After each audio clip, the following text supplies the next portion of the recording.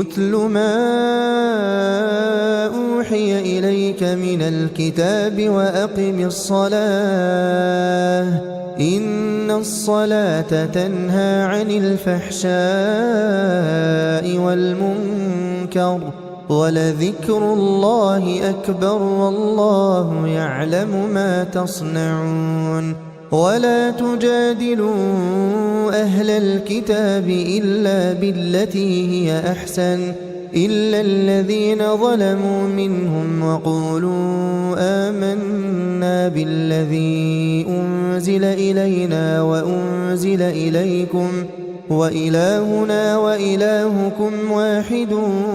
ونحن له مسلمون وكذلك أنزلنا إليك الكتاب فالذين آتيناهم الكتاب يؤمنون به ومن هؤلاء من يؤمن به وما يجحد بآياتنا إلا الكافرون وما كنت تتلو من قبله من كتاب ولا تخطه بيمينك إذا لارتاب المبطلون بل هو آيات بينات في صدور الذين أوتوا العلم وما يجحد بآياتنا إلا الظالمون وقالوا لولا أنزل عليه آيات من ربه قل إنما الآيات عند الله وإنما أنا نذير مبين أولم يكفهم أنا أنزلنا عليك الكتاب يتلى عليهم إن في ذلك لرحمة وذكرى لقوم يؤمنون قل كفى بالله بيني وبينكم شهيدا يعلم ما في السماوات والأرض والذين آمنوا بالباطل وكفروا بالله أولئك هم الخاسرون ويستعجلونك بالعذاب ولولا أجل مسمى لجاءهم العذاب وليأتينهم بغتة وهم لا يشعرون يستعجلونك بالعذاب وإن جهنم لمحيطة بالكافرين يوم يغشاهم العذاب من فوقهم ومن تحت أرجلهم ويقول ذوقوا ما كنتم تعملون يا عبادي الذين آمنوا إن أرضي واسعة فإياي فاعبدون كل نفس ذائقة الموت ثم إلينا ترجعون والذين آمنوا وعملوا الصالحات لنبوئنهم من الجنة غرفا تجري من تحتها الأنهار خالدين فيها نعم أجر العاملين الذين صبروا وعلى ربهم يتوكلون وكأين من دابة لا تحمل رزقها الله يرزقها وإياكم وهو السميع العليم ولئن سألتهم من خلق السماوات والأرض وسخر الشمس والقمر ليقولن الله فأنى يؤفكون الله يبسط الرزق لمن يشاء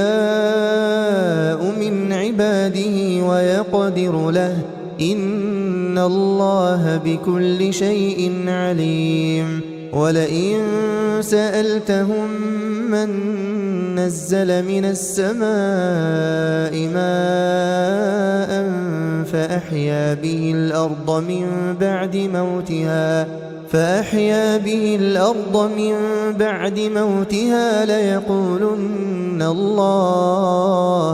قل الحمد لله بل أكثرهم لا يعقلون وما هذه الحياة الدنيا إلا لهو ولعب وإن الدار الآخرة لهي الحيوان لو كانوا يعلمون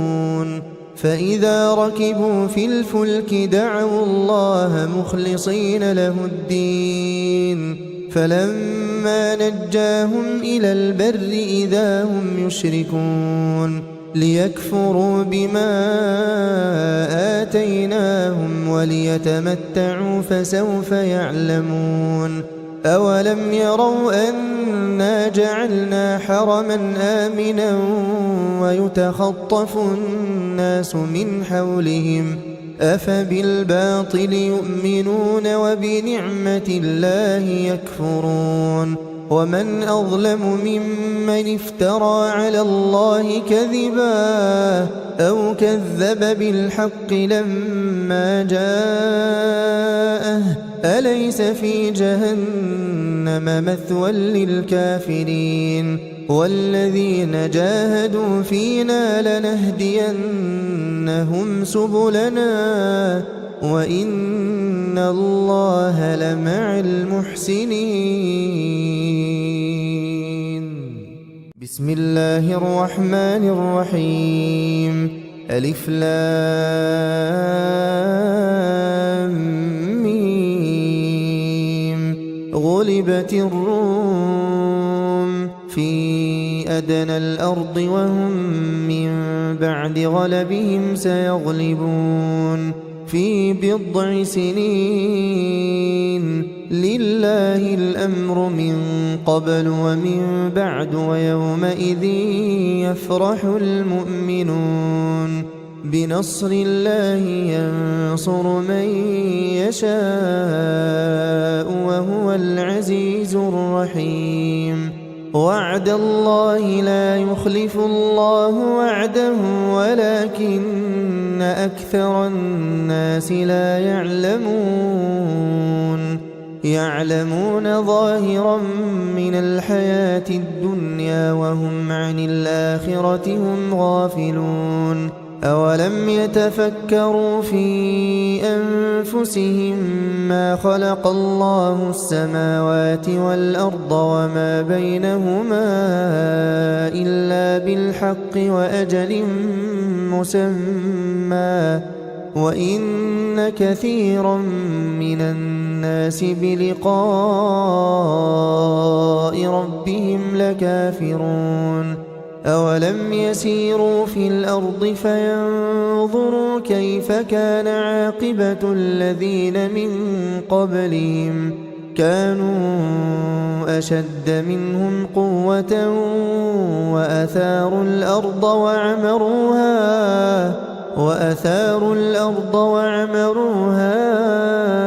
أكثر مما عمروها وجاءتهم رسلهم بالبينات فما كان الله ليظلمهم ولكن كانوا أنفسهم يظلمون ثم كان عاقبة الذين أساءوا السوء أن كذبوا بآيات الله وكانوا بها يستهزئون الله يبدأ الخلق ثم يعيده ثم إليه ترجعون ويوم تقوم الساعة يبلس المجرمون ولم يكن لهم من شركائهم شفعاء وكانوا بشركائهم كافرين ويوم تقوم الساعة يومئذ يتفرقون فأما الذين آمنوا وعملوا الصالحات فهم في روضة يحبرون وأما الذين كفروا وكذبوا بآياتنا ولقاء الآخرة فأولئك في العذاب محضرون فسبحان الله حين تمسون وحين تصبحون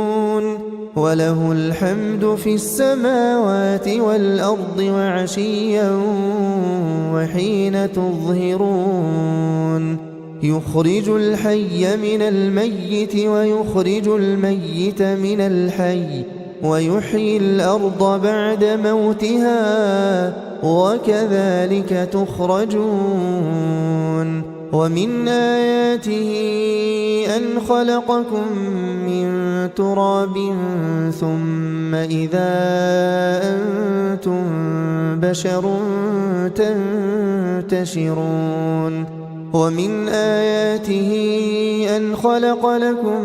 من أنفسكم أزواجا لتسكنوا إليها وجعل بينكم مودة ورحمة إن في ذلك لآيات لقوم يتفكرون ومن آياته خلق السماوات والأرض واختلاف ألسنتكم وألوانكم إن في ذلك لآيات للعالمين ومن آياته منامكم بالليل والنهار وابتغاؤكم من فضله إن في ذلك لآيات لقوم يسمعون ومن آياته يريكم البرق خوفا وطمعا وينزل من السماء ماء فيحيي به الأرض بعد موتها إن في ذلك لآيات لقوم يعقلون ومن آياته أن تقوم السماء والأرض بأمره ثم إذا دعاكم دعوة من الأرض إذا أنتم تخرجون وله من في السماوات والأرض كل له قانتون وهو الذي يبدأ الخلق ثم يعيده وهو أهون عليه وله المثل الأعلى في السماوات والأرض وهو العزيز الحكيم ضرب لكم مثلا من أنفسكم هل لكم مما ملكت أيمانكم من شركاء فيما رزقناكم فأنتم فيه سواء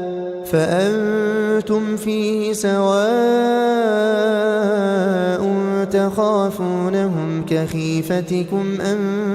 أنفسكم كذلك نفصل الآيات لقوم يعقلون بل اتبع الذين ظلموا أهواءهم بغير علم فمن يهدي من أضل الله وما لهم من ناصرين فأقم وجهك للدين حنيفا فطرة الله التي فطر الناس عليها لا تبديل لخلق الله ذلك الدين القيم ولكن أكثر الناس لا يعلمون منيبين إليه واتقوه وأقيموا الصلاة ولا تكونوا من المشركين من الذين فرقوا دينهم وكانوا شيعا كل حزب بما لديهم فرحون وإذا مس الناس ضر دعوا ربهم منيبين إليه ثم إذا أذاقهم منه رحمة إذا فريق منهم بربهم يشركون ليكفروا بما آتيناهم فتمتعوا فسوف تعلمون أم أنزلنا عليهم سلطانا فهو يتكلم بما كانوا به يشركون وإذا أذقنا الناس رحمة فرحوا بها وإن تصبهم سيئة بما قدمت أيديهم إذا هم يقنطون أولم يروا أن الله يبسط الرزق لمن يشاء ويقدر إن في ذلك لآيات لقوم يؤمنون فآت ذا القربى حقه والمسكين وابن السبيل ذلك خير للذين يريدون وجه الله وأولئك هم المفلحون وما آتيتم من ربا ليربو في أموال الناس فلا يربو عند الله وما آتيتم من زكاة تريدون وجه الله فأولئك هم المضعفون الله الذي خلقكم ثم رزقكم ثم يميتكم ثم يحييكم هل من شركائكم من يفعل من ذلكم من شيء سبحانه وتعالى عما يشركون ظهر الفساد في البر والبحر بما كسبت أيدي الناس ليذيقهم بعض الذي عملوا لعلهم يرجعون قل سيروا في الأرض فانظروا كيف كان عاقبة الذين من قبل كان أكثرهم مشركين فأقم وجهك للدين القيم من قبل أن يأتي يوم لا مرد له من الله يومئذ يصدعون من كفر فعليه كفره ومن عمل صالحا فلأنفسهم يمهدون ليجزي الذين آمنوا وعملوا الصالحات من فضله إنه لا يحب الكافرين ومن آياته أن يرسل الرياح مبشرات وليذيقكم من رحمته ولتجري الفلك بأمره ولتبتغوا من فضله ولعلكم تشكرون ولقد أرسلنا من قبلك رسلا إلى قومهم فجاءوهم بالبينات فانتقمنا من الذين أجرموا وكان حقا علينا نصر المؤمنين الله الذي يرسل الرياح فتثير سحابا فيبسطه في السماء كيف يشاء ويجعله كسفا فترى الودق يخرج من خلاله فإذا أصاب به من يشاء من عباده إذا هم يستبشرون وإن كانوا من قبل أن ينزل عليهم من قبله لمبلسين فانظر إلى آثار رحمة الله كيف يحيي الأرض بعد موتها إن ذلك لمحيي الموتى وهو على كل شيء قدير ولئن أرسلنا ريحا فرأوه مصفرا لظلوا من بعده يكفرون فإنك لا تسمع الموتى ولا تسمع الصم الدعاء إذا ولوا مدبرين وما أنت بهاد العمي عن ضلالتهم إن تسمع إلا من يؤمن بآياتنا فهم مسلمون الله الذي خلقكم من ضعف ثم جعل من بعد ضعف قوة ثم جعل من بعد قوة ضعفا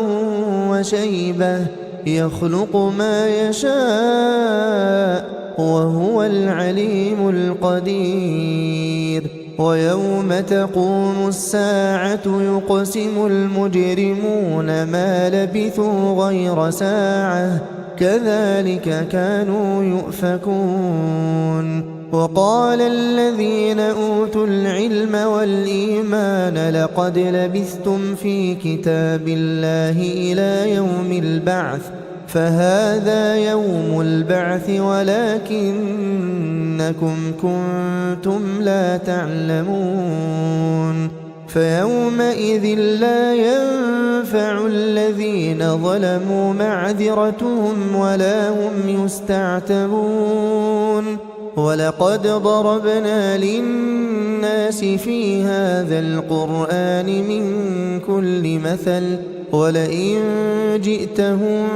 بآية ليقولن الذين كفروا إن أنتم إلا مبطلون كذلك يطبع الله على قلوب الذين لا يعلمون فاصبر إن وعد الله حق ولا يستخفنك الذين لا يوقنون بسم الله الرحمن الرحيم ألف لام ميم تلك آيات الكتاب الحكيم هدى ورحمة للمحسنين الذين يقيمون الصلاة ويؤتون الزكاة وهم بالآخرة هم يوقنون أولئك على هدى من ربهم وأولئك هم المفلحون ومن الناس من يشتري لهو الحديث ليضل عن سبيل الله بغير علم ويتخذها هزوا أولئك لهم عذاب مهين وإذا تتلى عليه آياتنا ولى مستكبرا كأن لم يسمعها كأن في أذنيه وقرا فبشره بعذاب أليم إن الذين آمنوا وعملوا الصالحات لهم جنات النعيم خالدين فيها وعد الله حقا وهو العزيز الحكيم خلق السماوات بغير عمد ترونها وألقى في الأرض رواسي أن تميد بكم وبث فيها من كل دابة وأنزلنا من السماء ماء فأنبتنا فيها من كل زوج كريم هذا خلق الله فأروني ماذا خلق الذين من دونه بل الظالمون في ضلال مبين ولقد آتينا لقمان الحكمة أن اشكر لله ومن يشكر فإنما يشكر لنفسه ومن كفر فإن الله غني حميد وإذ قال لقمان لبنيه وهو يعظه يا بني لا تشرك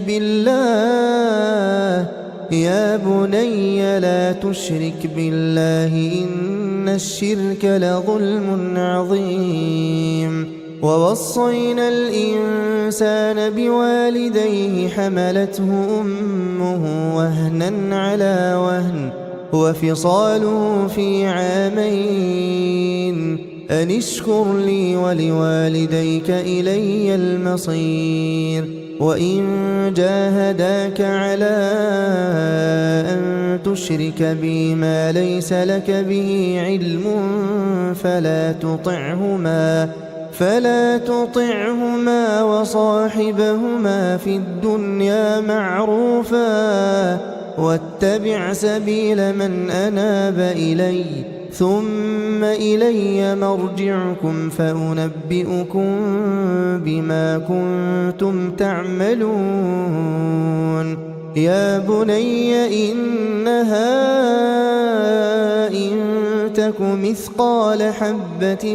من خردل فتكن في صخرة أو في السماوات أو في الأرض يأت بها الله إن الله لطيف خبير يا بني أقم الصلاة وأمر بالمعروف وانه عن المنكر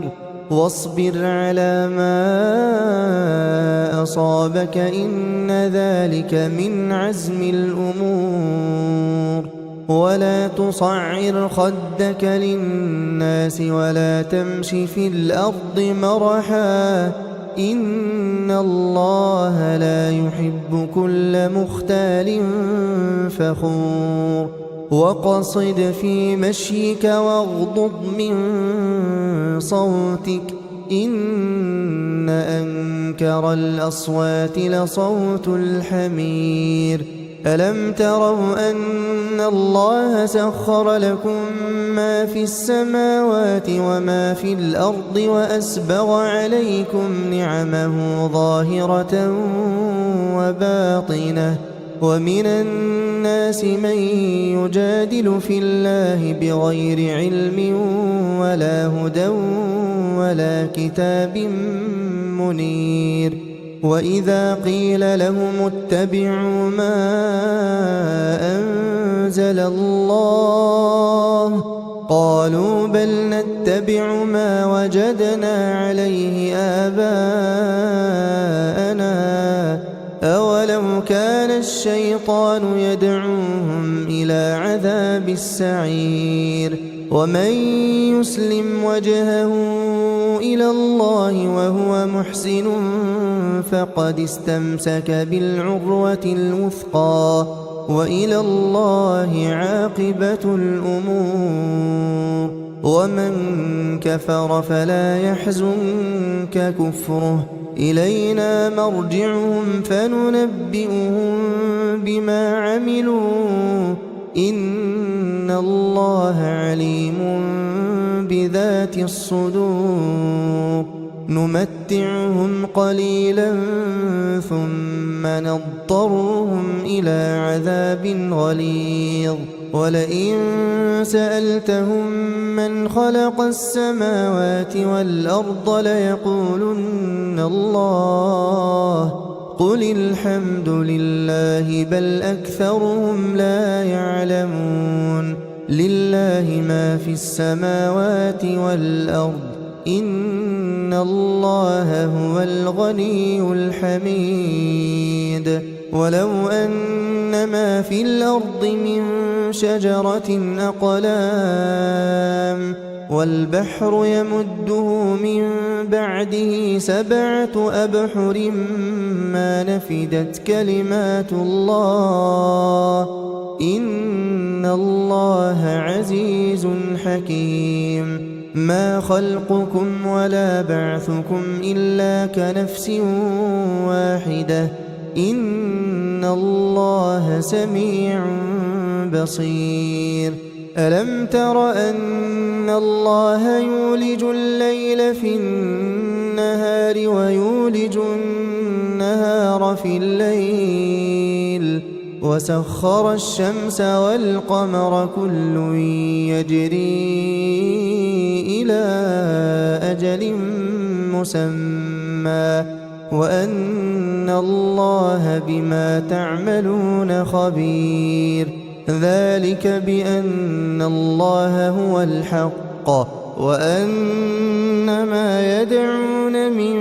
دونه الباطل وأن الله هو العلي الكبير ألم تر أن الفلك تجري في البحر بنعمة الله ليريكم من آياته إن في ذلك لآيات لكل صبار شكور وإذا غشيهم موج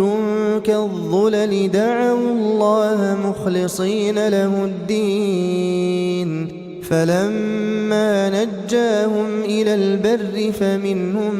مقتصد وما يجحد بآياتنا إلا كل ختار كفور يا أيها الناس اتقوا ربكم واخشوا يوما لا يجزي والد عن ولده ولا مولود هو جاز عن والده شيئا إن وعد الله حق فلا تغرنكم الحياة الدنيا ولا يغرنكم بالله الغرور إن الله عنده علم الساعة وينزل الغيث ويعلم ما في الأرحام وما تدري نفس ماذا تكسب غدا وما تدري نفس بأي أرض تموت إن الله عليم خبير بسم الله الرحمن الرحيم ألف لام ميم تنزيل الكتاب لا ريب فيه من رب العالمين أم يقولون افتراه بل هو الحق من ربك لتنذر قوما ما أتاهم من نذير من قبلك لعلهم يهتدون الله الذي خلق السماوات والأرض وما بينهما في 6 أيام ثم استوى على العرش ما لكم من دونه من ولي ولا شفيع أفلا تتذكرون يدبر الأمر من السماء إلى الأرض ثم يعرج إليه في يوم كان مقداره 1000 سنة مما تعدون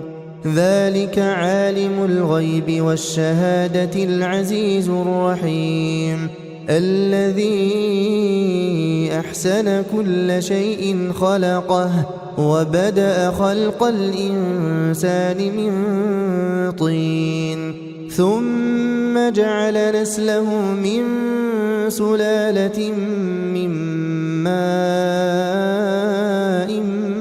مهين ثم سواه ونفخ فيه من روحه وجعل لكم السمع والأبصار والأفئدة قليلا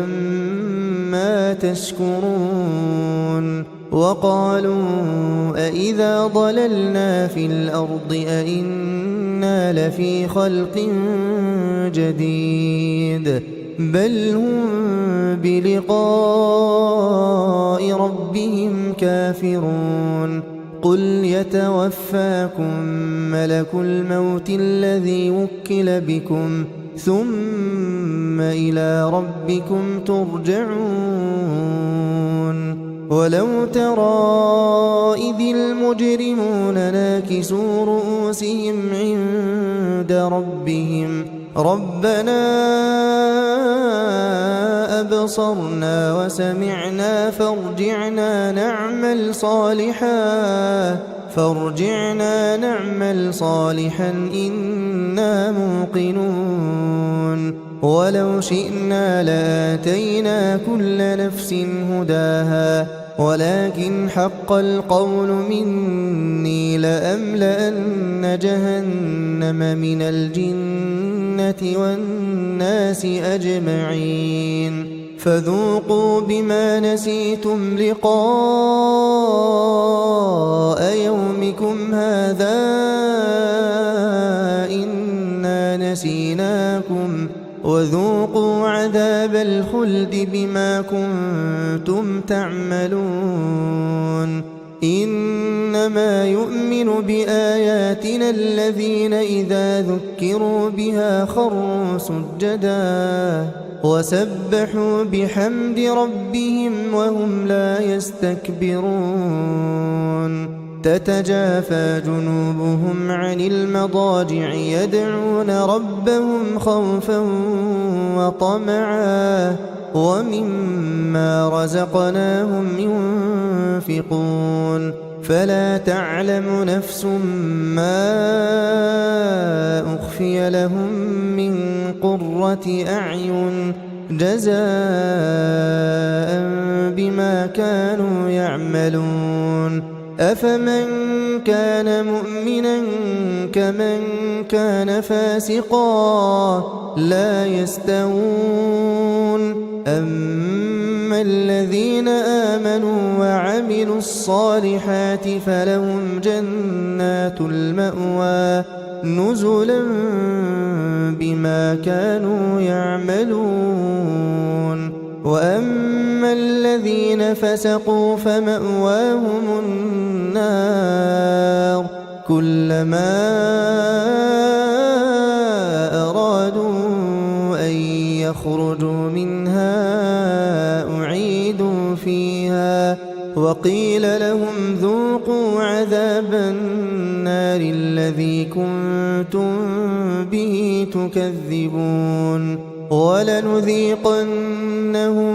من العذاب الأدنى دون العذاب الأكبر لعلهم يرجعون ومن أظلم ممن ذكر بآيات ربه ثم أعرض عنها إنا من المجرمين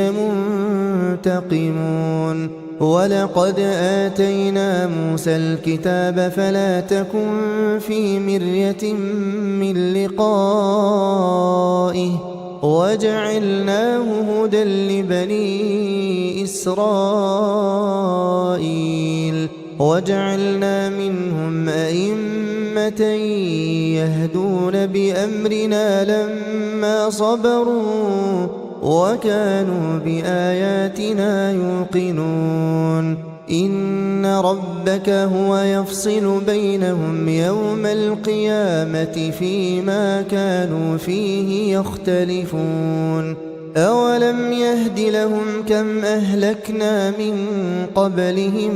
من القرون يمشون في مساكنهم إن في ذلك لآيات أفلا يسمعون أولم يروا أنا نسوق الماء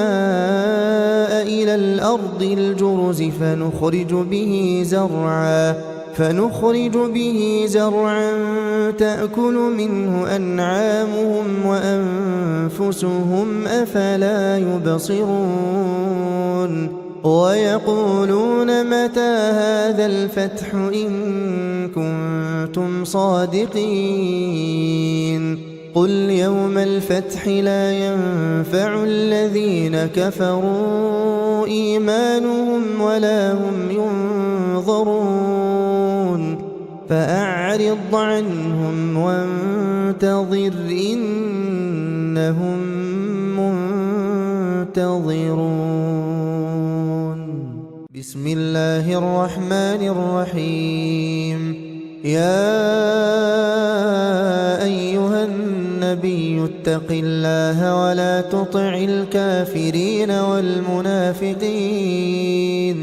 إن الله كان عليما حكيما واتبع ما يوحى إليك من ربك إن الله كان بما تعملون خبيرا وتوكل على الله وكفى بالله وكيلا ما جعل الله لرجل من قلبين في جوفه وما جعل أزواجكم اللائي تظاهرون منهن أمهاتكم وما جعل أدعياءكم أبناءكم ذلكم قولكم بأفواهكم والله يقول الحق وهو يهدي السبيل ادعوهم لآبائهم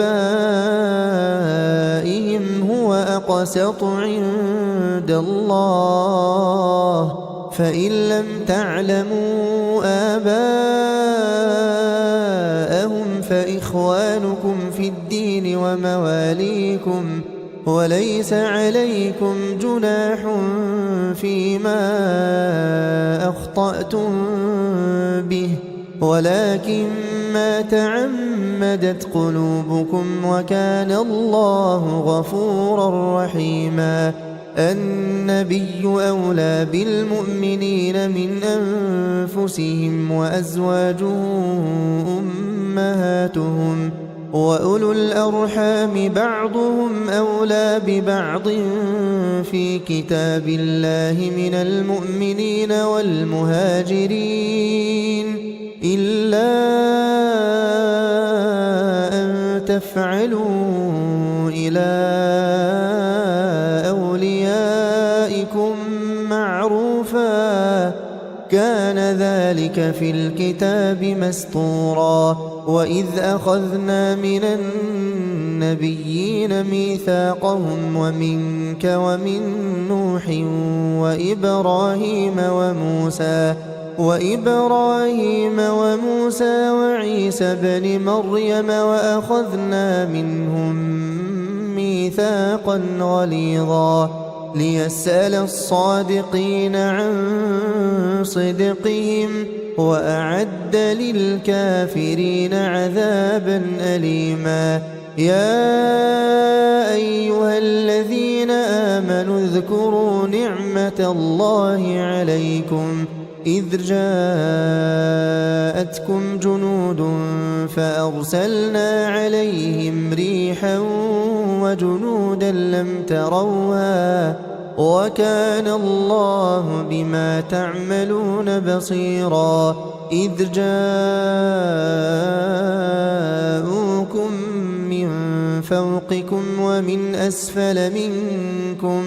وإذ زاغت الأبصار وبلغت القلوب الحناجر وتظنون بالله الظنونا هنالك ابتلي المؤمنون وزلزلوا زلزالا شديدا وإذ يقول المنافقون والذين في قلوبهم مرض ما وعدنا الله ورسوله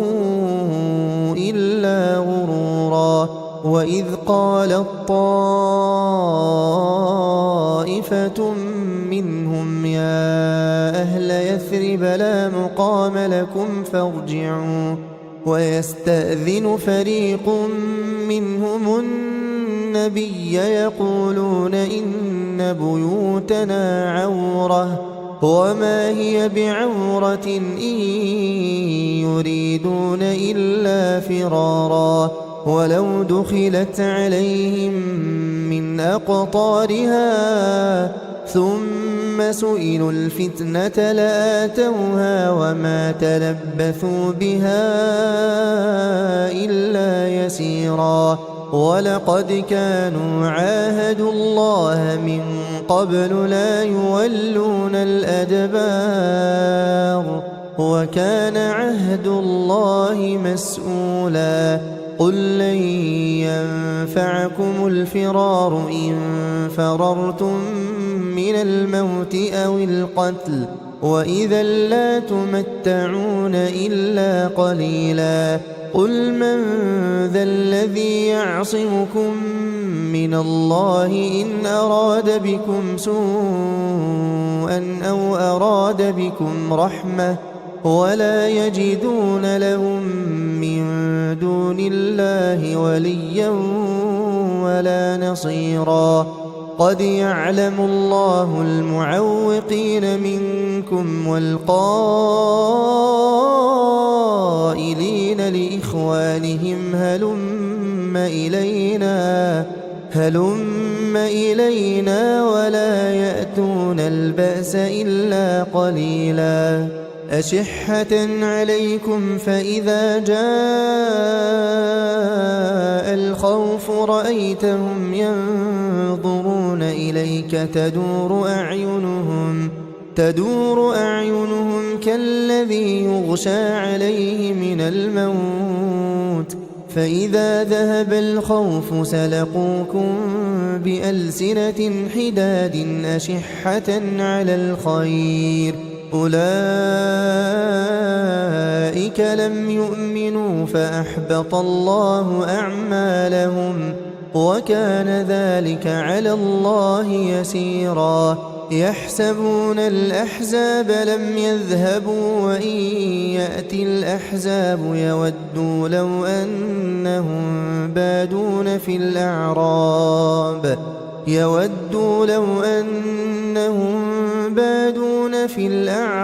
يسألون عن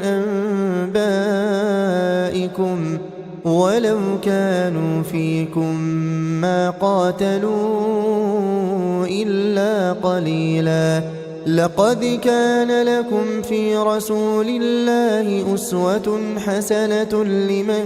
كان يرجو الله واليوم الآخر وذكر الله كثيرا ولما رأى المؤمنون الأحزاب قالوا هذا ما وعدنا الله ورسوله وصدق الله ورسوله وما زادهم إلا إيمانا وتسليما من المؤمنين رجال صدقوا ما عاهدوا الله عليه فمنهم من قضى نحبه ومنهم من ينتظر وما بدلوا تبديلا ليجزي الله الصادقين بصدقهم ويعذب المنافقين إن شاء أو يتوب عليهم إن الله كان غفورا رحيما ورد الله الذين كفروا بغيظهم لم ينالوا خيرا وكفى الله المؤمنين القتال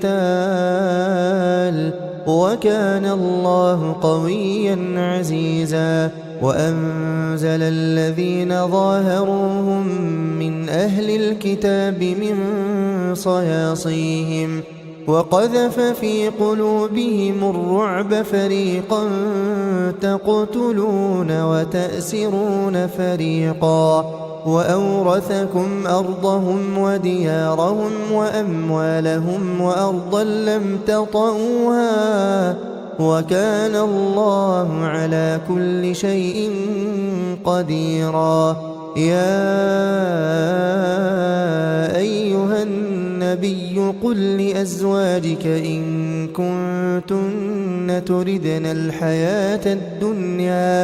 إن كنتن تردن الحياة الدنيا وزينتها فتعالين أمتعكن وأسرحكن سراحا جميلا وإن كنتن تردن الله ورسوله والدار الآخرة فإن الله أعد للمحسنات منكن أجرا عظيما يا نساء النبي من يأت منكن بفاحشة مبينة يضاعف لها العذاب ضعفين وكان ذلك على الله يسيرا